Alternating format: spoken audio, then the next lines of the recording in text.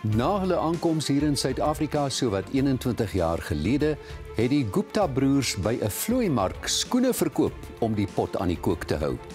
En vandag tel hulle onder Suid-Afrika se mees invloedryke families.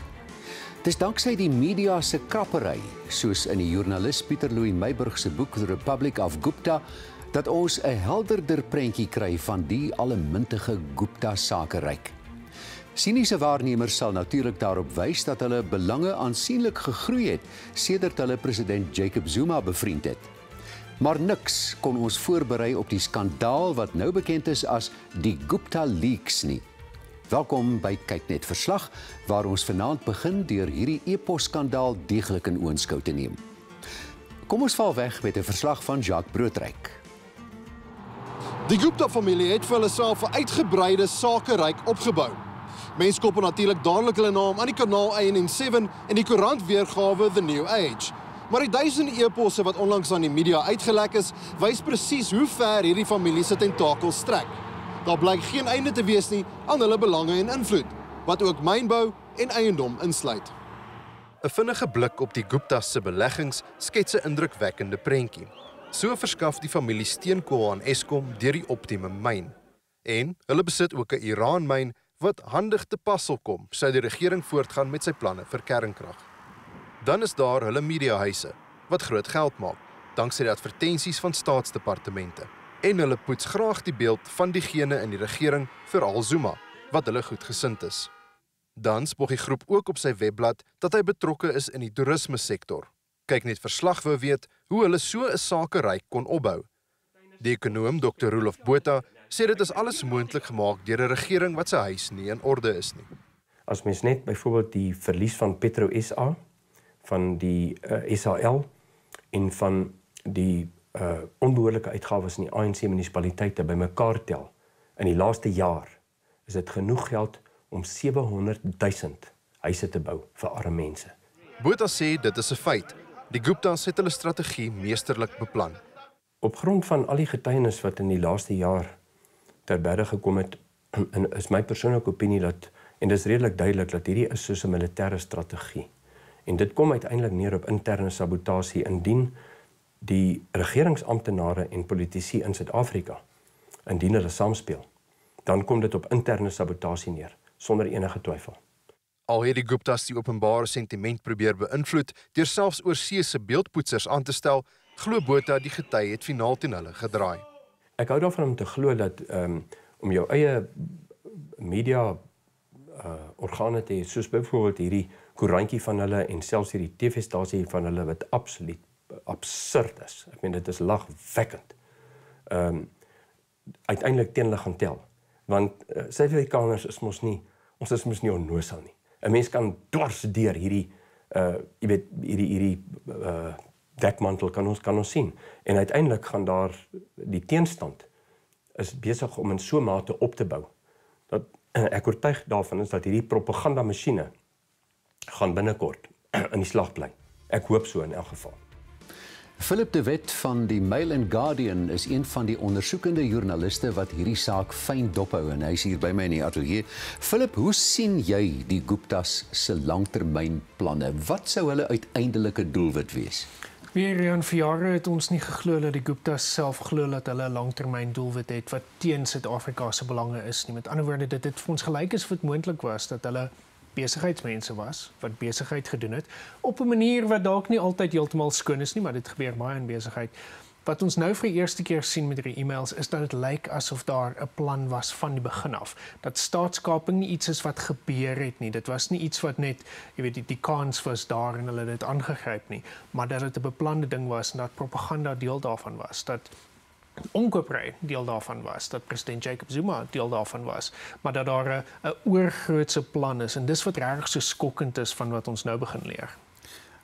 In watter owerheidssektore lyk dit of hulle reeds beduidend invloed het? Wel, soos wat die e-mails nou vir ons wys en soos wat ons van tevore gedink het, soos wat ons nou 'n bietjie beter weet, kyk ons na Eskom, Denel, die SABC. Dan verder binne in die binnelandse sake. So allerhande gelede, ten minste nie so ver as wat ons kan sien in die militêre kant nie. Denel ja by die wapentuig, maar dit lyk asof dit nie so ver gegaan het dat dit daarom al, binne in die polisie was nie. Maar dan natuurlik is dit hoe hierdie stelsel werk. Die netwerk is so dat dit in almal se belange is dat die netwerk werk. Met ander woorde, wanneer president Jacob Zuma iemand aanstel na die valke toe, of die hoof van die polisie, of die hoof van die ondersoekeenheid, dan is dit in sy belang om seker te maak dat dit in die Guptas se belange is op die eind van die dag. Jy het gister onthul dat die Guptas pogings aangewend het om julle koerant Mail and Guardian te koop.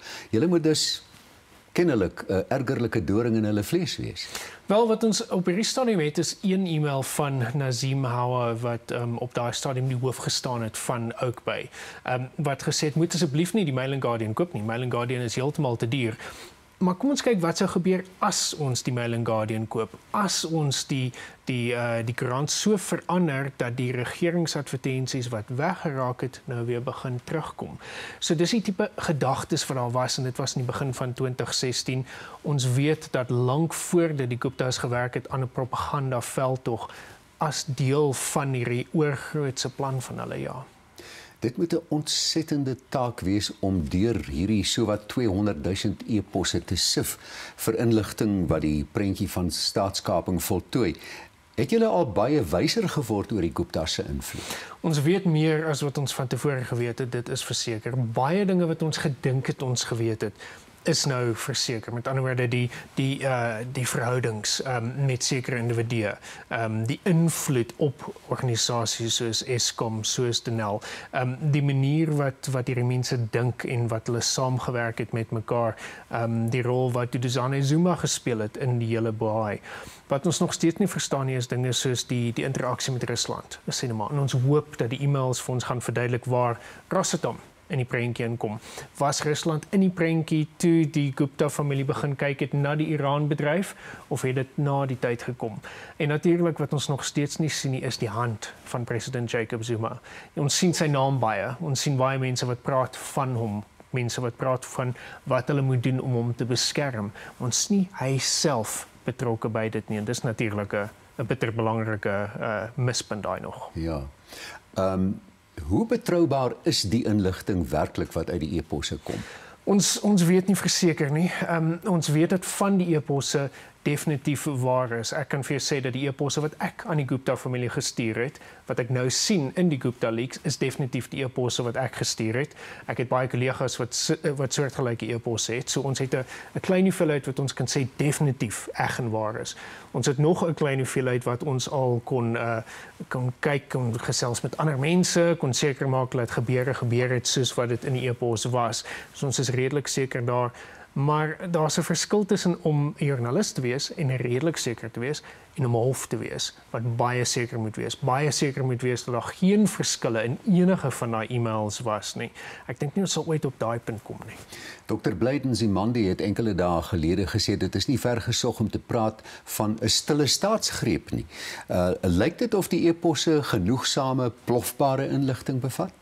Selfs voor die e-posse het akademici daai tipe taal gebruik wat hulle gepraat het van 'n stille staatsgreep, van 'n tweede staat wat agter die regte staat staan. So die gedagte was al klaar daar. Wat ons nou sien, ek meen dit is absoluut verstommend om te sien hoe mense wat aangestel is om na die publiek te kyk, na die Guptas toe gaan en sê, dis wat ek vir die regering wil sê, die hoof van Denel, wat na die Gupta familie toe gaan en sê, dis die brief wat ek aan die regering gaan stuur, hierdie is die brief wat die regering aan my gaan terugstuur, sal julle asseblief hierna kyk en afteken daarop. Ek meen, dis net verstommend, ons het nooit besef dat hulle tentakels so diep gaan nie. As jy so deur die e-posse sif, Philip, vra jy jouself nie soms af wat sou die voormalige openbare beskermer Thuli Madonsela met daardie inligting kon gedoen het waarop jy afkom?